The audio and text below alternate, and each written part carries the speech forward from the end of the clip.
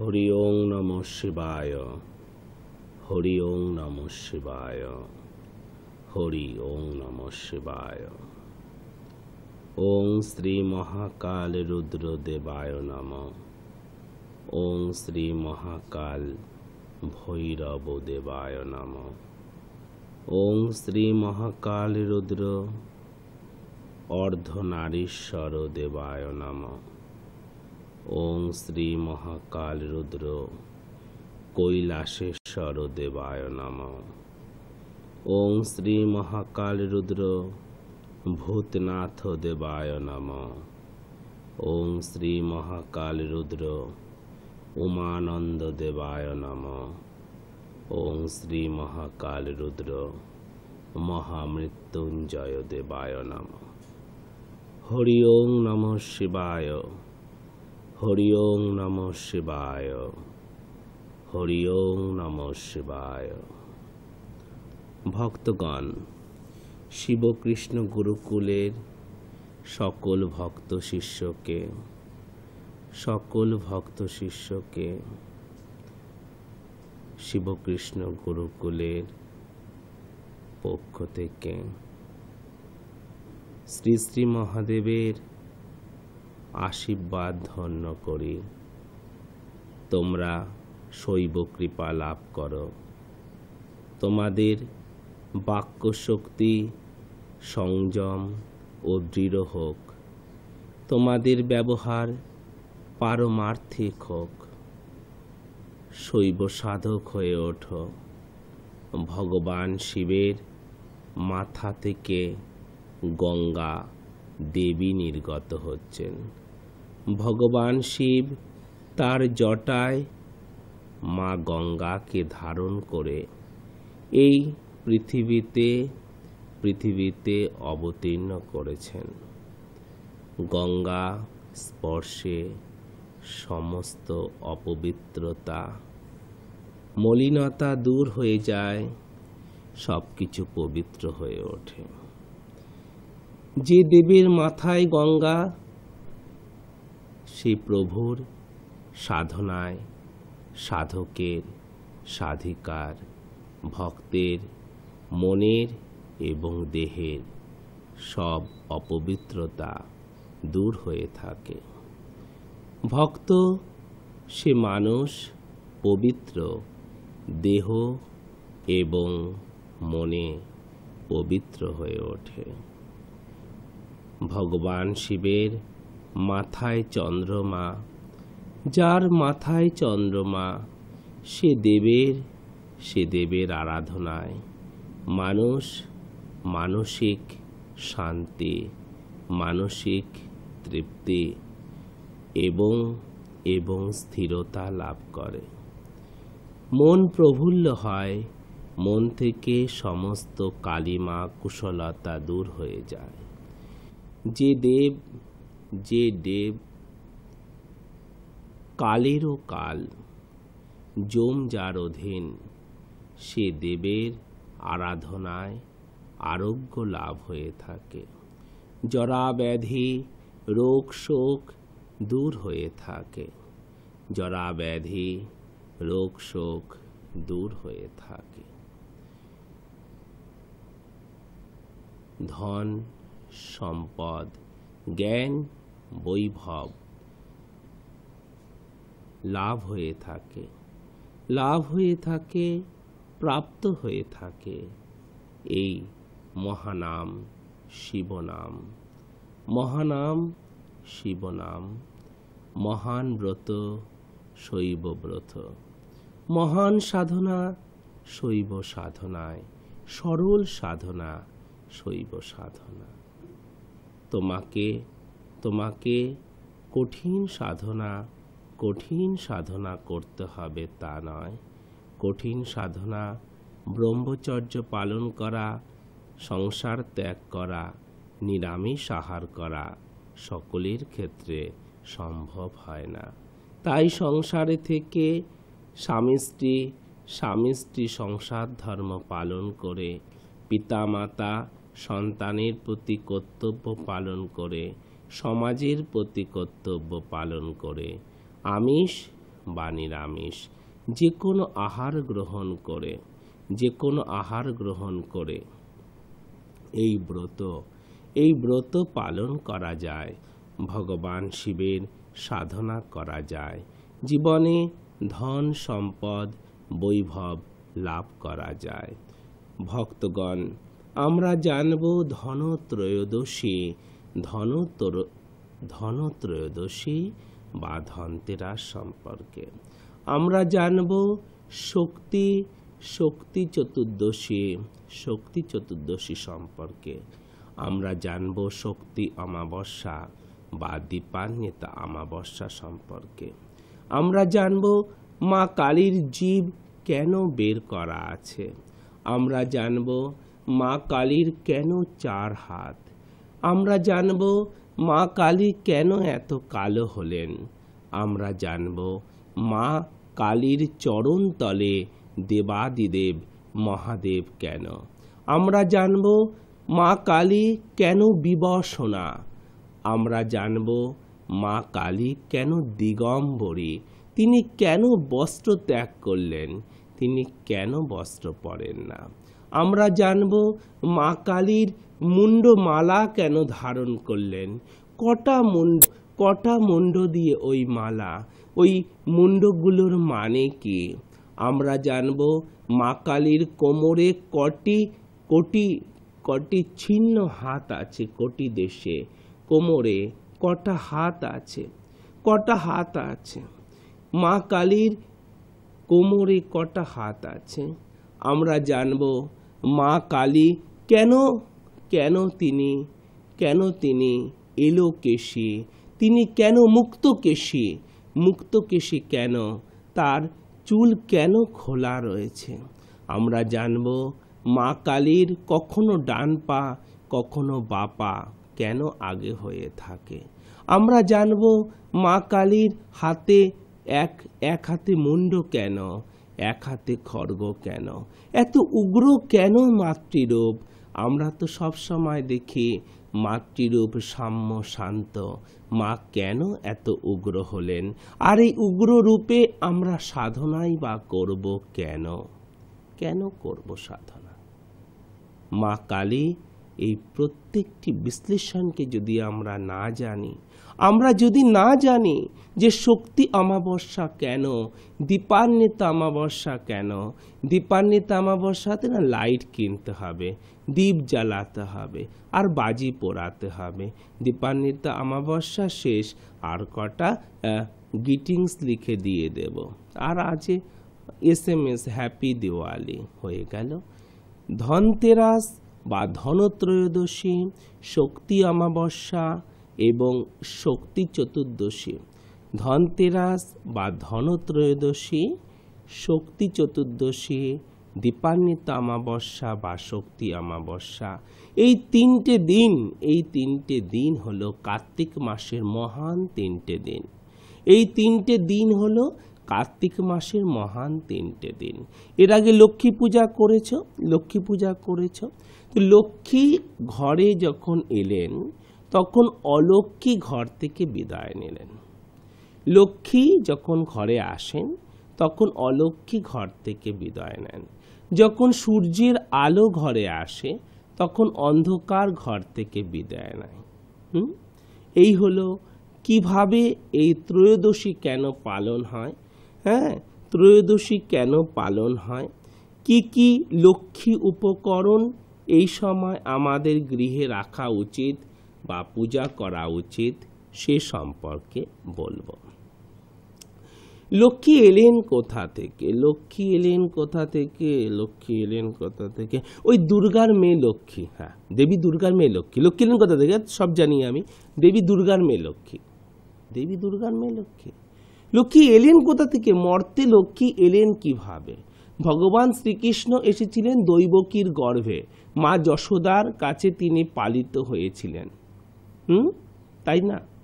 ভগবান রাম এসেছিলেন মাতৃগর্ভে। তো লক্ষ্মী কি করে এলেন? বড় কঠিন প্রশ্ন। এগুলো আসলে কোর্সে থাকে না, তো কি করে বলি লক্ষ্মী এলেন কোথা থেকে? লক্ষ্মী মর্তে এলেন, লক্ষ্মী মর্তে এলেন যখন অমৃত নিয়ে দেব এবং অসুরের মধ্যে, যখন যখন যখন সমুদ্র মন্থন হলো, বাসুকীকে রুজু বা দড়ি বানিয়ে একদিকে দেব আরেকদিকে অসুররা যখন সমুদ্র মন্থন করছিলেন, তখন সমুদ্র থেকে লক্ষ্মী উত্থিত হয়েছিলেন। এরকম অনেক কিছু, পারিজাত সমুদ্র থেকে উত্থিত হয়েছেন, পারিজাত। শঙ্খ সমুদ্র থেকে উত্থিত হয়েছে। কামধেনু বা গাভী, এই কামধেনু নামক গাভী সমুদ্র থেকে উত্থিত হয়েছে। এগুলো সব সমুদ্র থেকে উত্থিত হয়েছে, সমুদ্র মন্থনের ফলে এগুলো উত্থিত হয়েছে। কটা জিনিস উত্থিত হয়েছে সমুদ্র মন্থনের ফলে? কটা জিনিস? সমুদ্র মন্থনের ফলে 13টি মহান মহান তত্ত্ব সমুদ্র থেকে উত্থিত হয়েছেন, তার মধ্যে মা লক্ষ্মী আছে। তো লক্ষ্মী দেবী স্বর্গ থেকে মর্তধামে অবতীর্ণ হলেন সমুদ্র মন্থনের ফলে। এবার যখন লক্ষ্মী এলো, তাহলে এবার অলক্ষ্মী যাবার পালা। যখন আলো এসে গেছে তখন অন্ধকারে যাবার পালা। এই যে 13টি, এই 13 সংখ্যাটি খুব জরুরি। যতগুলো লক্ষ্মী উপকরণ আছে, যা কিছু আমাদের গৃহে জীবনে অলক্ষ্মী প্রভাবকে দূর করে, লক্ষ্মীর প্রভাবকে প্রতিষ্ঠিত করে, তার মধ্যে হল নারায়ণী দক্ষিণাবর্ত শঙ্খ। নারায়ণী দক্ষিণাবর্ত শঙ্খ, শ্রীযন্ত্রম, মৈনাক শ্রীযন্ত্রম। এই শ্রীযন্ত্রমের উৎপত্তি সম্পর্কেও শাস্ত্রে ডিটেলসে বলা আছে। শ্রীযন্ত্রমের উপস্থিতি শাস্ত্রে রয়েছে, তার সৃষ্টি রহস্য শাস্ত্রে আছে। কিভাবে শ্রীযন্ত্রম সৃষ্ট হলো? লক্ষ্মী উপকরণ, লক্ষ্মী উপকরণগুলো আমরা এ সময় গৃহে প্রতিষ্ঠা করতে পারি। কতদিনের মধ্যে করতে পারি? কতদিনের মধ্যে? ওই ধনতেরাসে করতে হবে, ওই ধনত্রয়োদশীতেই করতে হবে। শাস্ত্রে এমন কোনো কথা লেখা নেই, শাস্ত্রে এমন কোনো কথা লেখা নেই।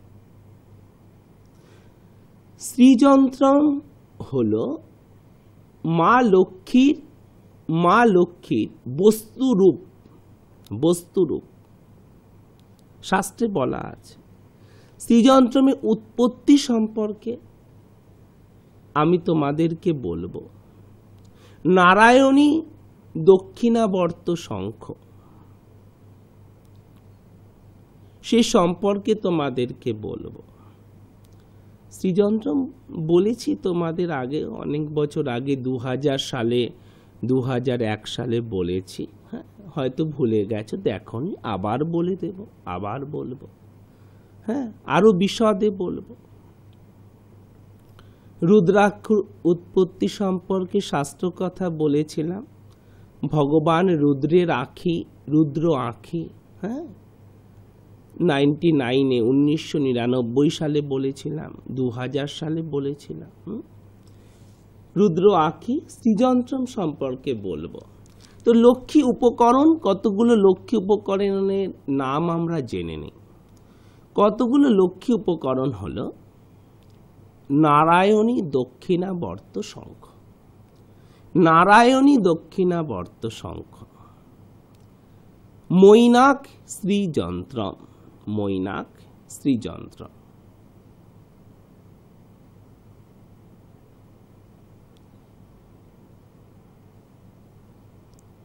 লক্ষ্মী উপকরণ হলো লক্ষ্মী ভাণ্ড, লক্ষ্মী ভাণ্ড, লক্ষ্মী উপকরণ হলো পারিজাত, পারিজাত লক্ষ্মী কল্প, পারিজাত লক্ষ্মী কল্প। লক্ষ্মী উপকরণ হলো, লক্ষ্মী উপকরণ হলো কুবের, কুবের ধনদা যন্ত্র, কুবের ধনদা যন্ত্র। লক্ষ্মী উপকরণ, লক্ষ্মী উপকরণগুলি অনেকগুলি আছে। হ্যাঁ, ব্যক্তি, পরিবার ও বাস্তু অনুযায়ী, ব্যক্তি, পরিবার ও বাস্তু অনুযায়ী আমরা শাস্ত্রবিধি মতে এগুলো প্রয়োগ করতে পারি। এগুলো প্রয়োগ করে আমরা আমরা মা লক্ষ্মী, মা লক্ষ্মী বস্তুরূপ প্রতিষ্ঠা করতে পারি এবং অলক্ষ্মী প্রভাব আমরা গৃহ জীবন থেকে দূর করতে পারি। যেমন ভগবানের শব্দরূপ কি? ভগবানের শব্দরূপ হলো ভগবান ঈশ্বর, ভগবানের শব্দরূপ হলো রাম, কৃষ্ণ, শিব, দুর্গা, কালী। এগুলো ভগবানের শব্দরূপ নয়। ভগবানকে যদি কোনো শব্দ দ্বারা জানা যায়, কোনো শব্দ দ্বারা যদি ভগবানকে জানা যায়, কোনো শব্দে যদি ভগবানকে প্রকাশ করতে হয়, কোনো শব্দে যদি দৈব কম্পন সৃষ্টি করা যায় আমাদের দেহ মনে, তো ভগবানের শব্দরূপ, ভগবানের শব্দরূপ একটা, ভগবানের একটি শব্দরূপ। ভগবানকে একটি শব্দ দ্বারা জানা যায়। ভগবানের অস্তিত্ব, ভগবানের বিশালতা, ভগবানের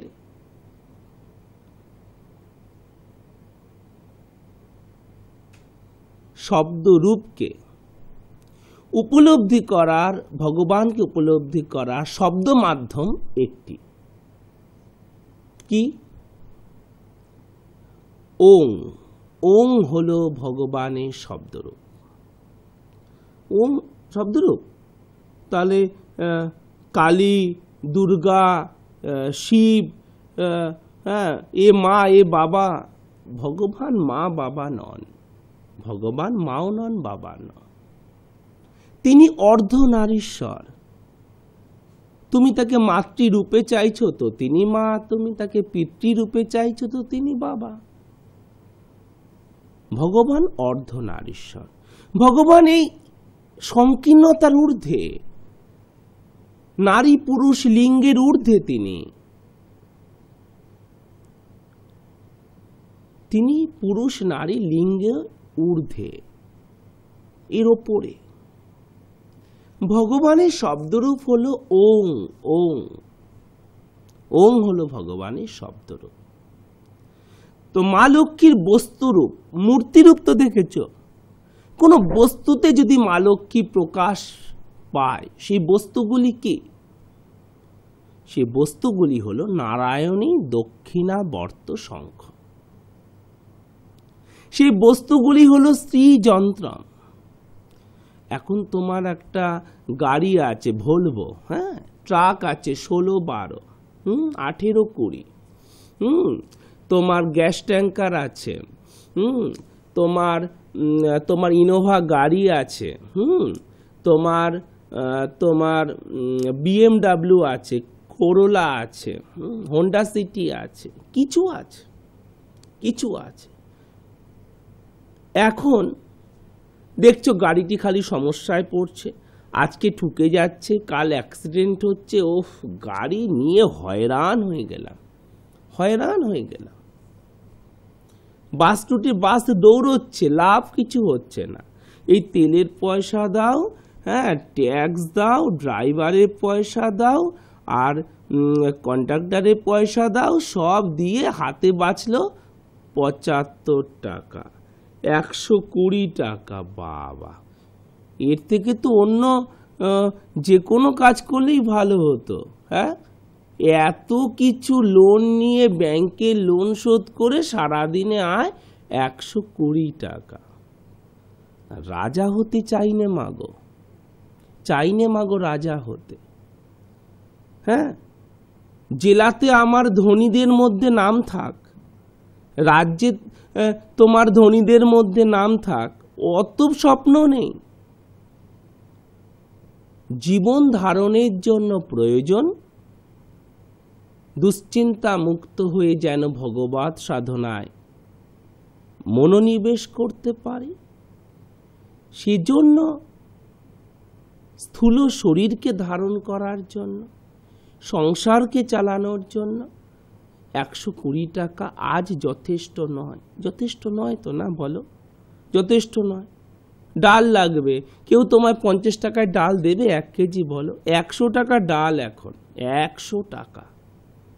তাহলে একটা বাস চালালে, এত কিছু তুমি লোন দিলে, এত লোককে মায়না দিলে, তেল কিনলে, বাবা কত আদা বিক্রি করলে, লাভ কি হলো বলো তো? আদাগুলো বেচে বস্তাটা লাভ হলো তোমার। এত আদা নিয়ে গেলে বাজারে, বাবা এত দোকান ভর্তি আদা, সব আদা বেচে লাভ হলো বস্তা। 120 টাকায় কি হবে বলো? হবে কিছু? গাড়িতে কিছুই হবে না। হ্যাঁ, তাহলে মা লক্ষ্মী প্রভাব নেই, যেন অলক্ষ্মী প্রভাব হয়ে গেছে গাড়িটার মধ্যে, গাড়িগুলোর মধ্যে অলক্ষ্মী প্রভাব চলছে। তা অলক্ষ্মী কখন যাবেন? যখন মা লক্ষ্মী আসবেন তখনই অলক্ষ্মী পালিয়ে যাবেন। ফ্ল্যাট কিনেছো, বাড়ি করেছো, আজ বাড়িতে চুরি হচ্ছে, আর ওই দিন আগুন লেগে যাচ্ছে, শর্ট সার্কিট হচ্ছে, বাড়িতে ডাকাতি হয়ে গেল। হ্যাঁ, কত সমস্যা, হ্যাঁ, ঝামেলা হচ্ছে। তোমার প্রতিবেশী, পাশের ফ্ল্যাটের লোকের সাথে ঝামেলা হয়ে যাচ্ছে, প্রতিবেশী, মানে শান্তি নেই।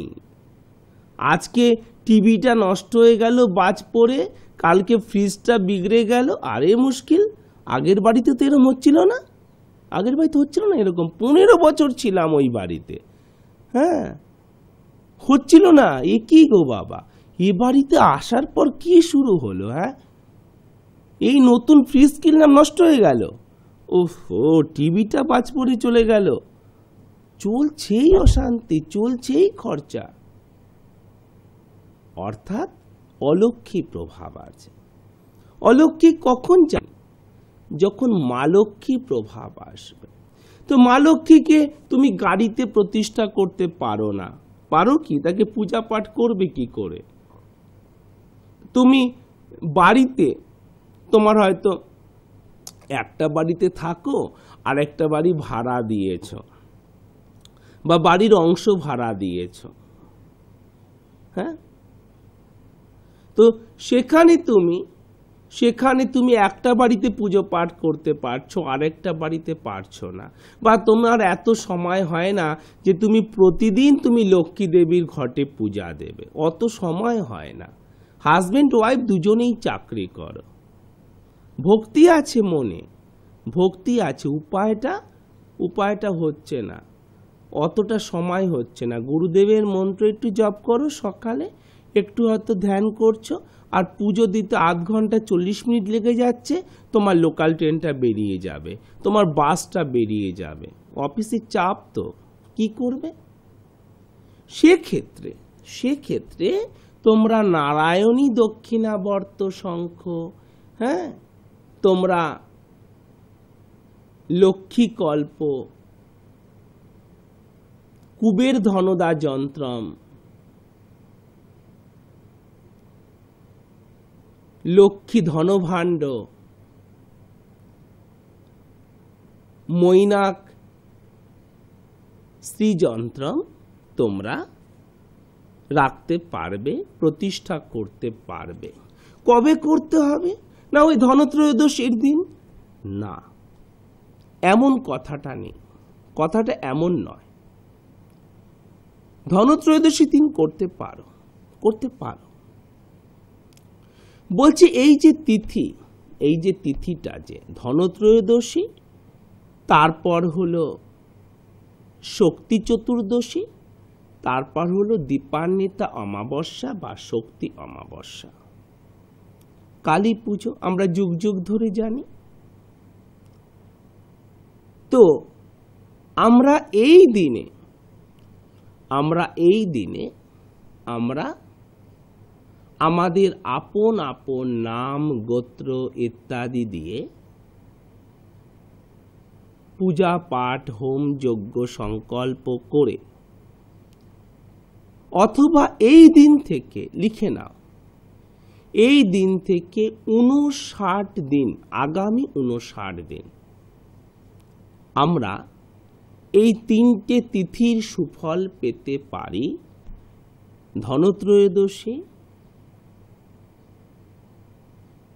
শক্তি চতুর্দশী এবং দীপান্বিতা অমাবস্যা থেকে 59 দিনের মধ্যে আমরা এই কাজগুলো করে আমরা বৈদিক সুফল পেতে পারি, বা বৈদিক সুফল আমরা পাব, সমানই পাব। সমানই পাব।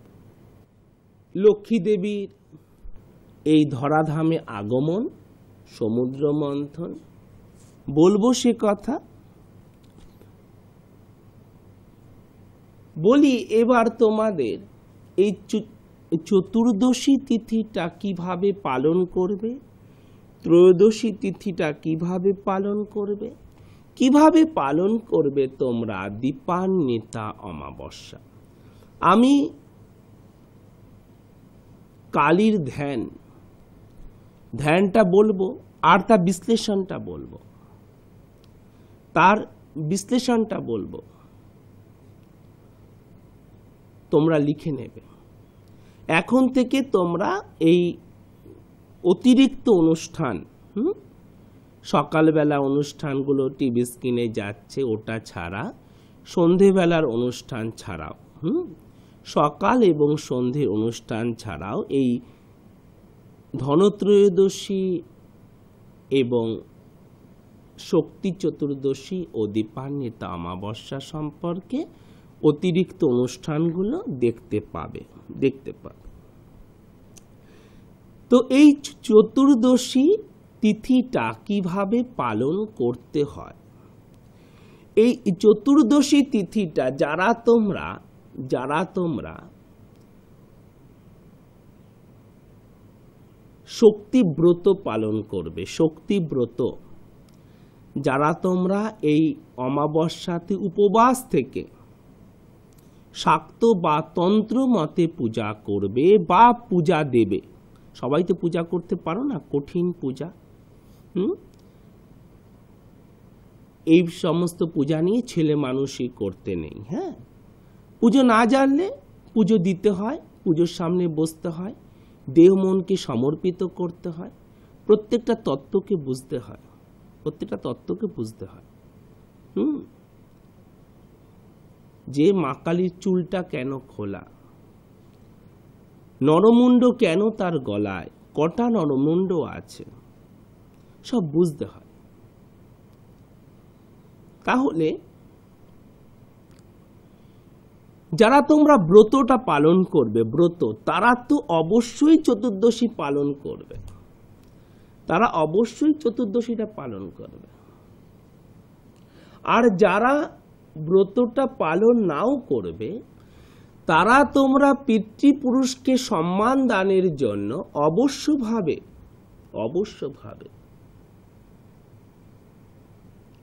এই চতুর্দশীটা পালন করবে। কেমন? তাহলে চতুর্দশীটা পালন করতে হবে। এই দিন তোমাদেরকে 14 প্রকারের শাক খেতে হবে। 14 প্রকারের শাক। একটু গ্রামাঞ্চলে বা টাউন, আধা শহর আধা গ্রাম, যেমন তোমার হাওড়া, হুগলি, কৃষ্ণনগর, বীরভূম, বর্ধমান, বজবজ, ডায়মন্ড হারবার, আসানসোল, দুর্গাপুর, আধা শহর আধা গ্রাম, এইসব জায়গায় শাকগুলো পাওয়া খুব সোজা হবে, খুব কঠিন হবে না, খুব কঠিন হবে না। কঠিন কোথায় হবে? শ্যামবাজার,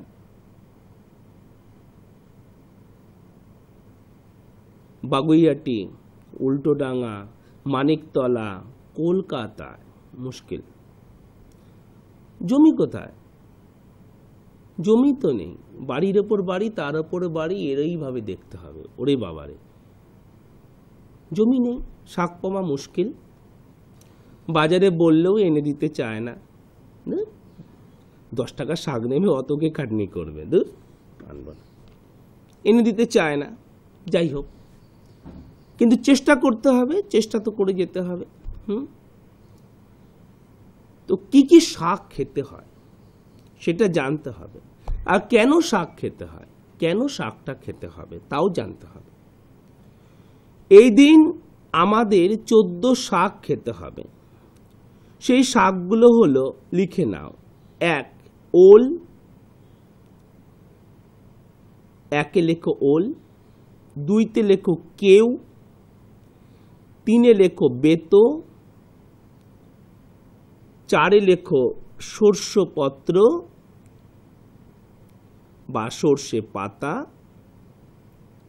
5-এ লেখো কালকাসন্দি, কালকাসন্দি, 6-এ লেখো নিম্বপত্র বা নিম পাতা, 6-এ লেখো নিম্বপত্র বা নিম পাতা, 7-এ লেখো জয়ন্তী, জয়ন্তী, 8-এ লেখো শালিঞ্চি, শালিঞ্চি, 9-এ লেখো হিঞ্চা, হিঞ্চা, 10-এ লেখো পটল পত্র বা পটল পাতা, 11-তে লেখো সুলফা, সুলফা, 12-তে লেখো গুরুচি, গুরুচি, 13-তে লেখো ভন্টাকি, ভন্টাকি, আর 14-তে লেখো শুশুনি, শুশুনি।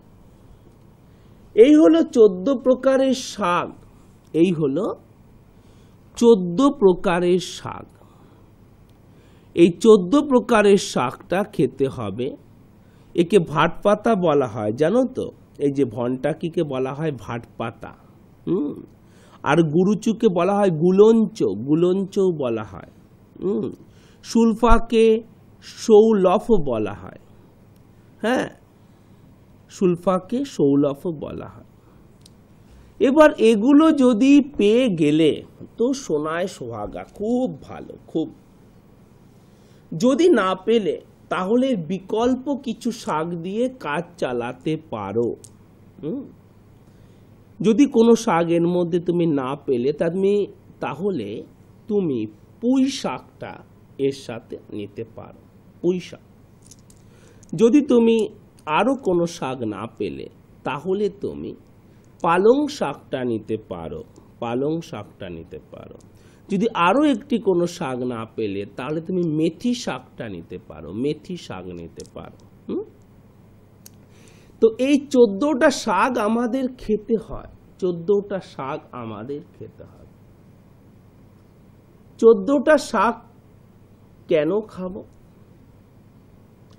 14টা শাক আমরা খাবো কি জন্য? এর দুটো মানে আছে। একটা হলো আমাদের জৈবিক কারণ, আর একটা হলো আমাদের আধ্যাত্মিক কারণ। জৈবিক কারণটা কি? পেট যদি তোমার ঠিক না থাকে, অম্বল, অ্যাসিডিটি, গ্যাস থাকে, তাহলে কি হবে? অফিসের কাজে, পূজা পাঠ, ফ্যামিলির কাজ, কোনো কাজেই মন লাগবে না, মন লাগবে না। বমি বমি আসবে, মাথা ঘুরবে, হ্যাঁ, রাগ হয়ে যাবে। বায়ুজনিত রোগ এগুলো, এগুলো বায়ুজনিত বিকার, বিকার। তাহলে শাগে কি হয়? শাগে মল বৃদ্ধি পায়, শাগে আমাদের পেটটা পরিষ্কার হয়ে যায়, শাক খেলে পেটটা পরিষ্কার হয়ে যায়, অম্বল, অ্যাসিড, গ্যাস এগুলো দূর হয়, একদম দূর হয়ে যায়। তো এই যে এতদিন ধরে মাছ, মাংস, রোল, তারপরে বিরিয়ানি, তারপরে কত কত কিছু খেয়েছ, যে পরিমাণ মানুষ খাদ্য গ্রহণ করে, বিশেষত শহরের লোক, সে পরিমাণ মলত্যাগ করে না। টেনশন শহরে, অনেক ব্যস্ত জীবন, টয়লেটে বসারও সময় নেই, অফিসে চাপ আছে, উফ, ট্রেন ধরতে হবে, বাস ধরতে হবে, ট্যাক্সি ধরতে হবে, রিপোর্ট করতে হবে, কার্ড পাঞ্চ করতে হবে, অফিসে কার্ড বসিয়ে দিয়েছে, টেনশনই টেনশন, ব্যস্ত জীবন, ব্যস্ত জীবন, শহরের জীবন ব্যস্ত জীবন, খুব ব্যস্ত জীবন। তো এই ব্রতটা পালন করতে গেলে মা কালীর পূজা তো রাত্রিবেলা হয়, তো রাত জাগলে এমনিতেই তো আমাদের অ্যাসিড হয়, অম্বল হয়, মানুষের গ্যাস হয়, হয়তো রাত জাগলেই হয় এগুলো। তাহলে পেটটা পরিষ্কার করতে হবে এই শাক খেয়ে, এই হলো আমাদের জৈবিক কারণ, এটা হলো জৈবিক কারণ। এর আধ্যাত্মিক কারণ আছে, আধ্যাত্মিক কারণ আছে। আমরা আমাদের জীবনে 14 পুরুষকে বাতি দেব, জীবনে 14টা দিককে আলোকময় করবার জন্য। আমরা এই দিন, এই চতুর্দশীতে সকালবেলা শাক খাবো আর বিকেলবেলা বাতি দেব, জীবনে 14টা দিক আলোকিত হবে, জীবনে 14টা দিক আমাদের আলোকিত হবে। 14 শাক, 14টা শাক, 14টা তত্ত্বের প্রতীক, 14টা তত্ত্বের প্রতীক। তাহলে ধীরে ধীরে বলবো, প্রচুর বিশ্লেষণ করার আছে। 14টা তত্ত্ব কি, জীবনে কি 14টা দিক আলোকিত হবে, ধীরে ধীরে বলবো। তাহলে তোমরা শাকের নামগুলো লিখে নিয়েছ, শাকের নাম লিখে নিয়েছ। এবারে 14টা বাতি দিতে হবে। 14টা বাতি কি দেব? 14টা বাতি, 14টা কেন দেব? 1400 বাতি দিয়ে দেব। ওই যে কি লাইট আছে না, চিকমিক চিকমিক করে, কি মিক্সচার না কি বলে, ওই লাইট কিনে নিয়ে আসবো। আর নাহলে ডুমের চেন ঝুলিয়ে দেবো। 14টা বাতি সে কালের ব্যাপার। 14টা বাতি কি আলো হয় নাকি 14টা বাতিতে? হ্যাঁ, 1400 বাতি দেব, 1400 বাতি, 1400 বাতি দেব। 1400 বাতি দাও, 14,000 দাও, 2000 দাও, 10,000 দাও, ওতে আলোকিত হবে। কিন্তু শাস্ত্র মানা হবে না। শাস্ত্র মানতে গেলে তুমি তোমার পুরো বাড়িকে সাজাও, অফিসকে সাজাও, যা খুশি করো, চাঁদনি থেকে লাইট কিনে নিয়ে এসো, যাও, তাতে কোনো আপত্তি নেই। কিন্তু বিশুদ্ধ 14টা, বিশুদ্ধ 14টা মাটির প্রদীপে বা পিতলের প্রদীপে বা তামার প্রদীপে ঘিয়ের বাতি তোমায় জ্বালাতে হবে। এটা হলো শাস্ত্র, এটা হলো শাস্ত্র, শাস্ত্র বাক্য। আর বাকি তুমি সব জ্বালাও। 14টা বাতি কিভাবে জ্বালাবে, কোথায় কোথায় দেবে বলবো। আগে আমরা শিবকৃষ্ণ গুরুকুলে সমবেত প্রার্থনাটা সবাই মিলে করে নেই। আশ্রমের ছবি দেখছো, আশ্রম নির্মাণ কল্পে, আশ্রম পরিচালনা কল্পে তোমরা অবশ্যভাবে তোমাদের শৈব সাধনার জন্য ভগবান শিবকে উদ্দেশ্য করে এই মন্ত্র জপ করে, এই প্রার্থনা জপ করে তোমরা তোমাদের অনুদান সংগ্রহ করবে এবং আশ্রমে পাঠাবে বা এসে দিয়ে যাবে। তোমাদের আশ্রম আমার নয়, আশ্রম একার নয়, কারোর একার আশ্রম নয়, কারোর নামে আশ্রম নয়, শিব কৃষ্ণ গুরুকুল সেবা আশ্রম। তোমরা প্রার্থনা করে তোমাদের দেহ মনকে পবিত্র করবে, আর ব্যবহারকে পারমার্থিক করবে। ব্যবহারকে পারমার্থিক করবে, চিন্তনকে পারমার্থিক করবে। চিন্তা হবে তোমার পারমার্থিক চিন্তা। সমস্ত সংকোচ ছেড়ে বলো, সমস্ত সংকোচ দূর করে বলো, দৃঢ় কণ্ঠে বলো, হরি ওং নমঃ শিবায়, হরি ওং নমঃ শিবায়, হরি ওং নমঃ শিবায়।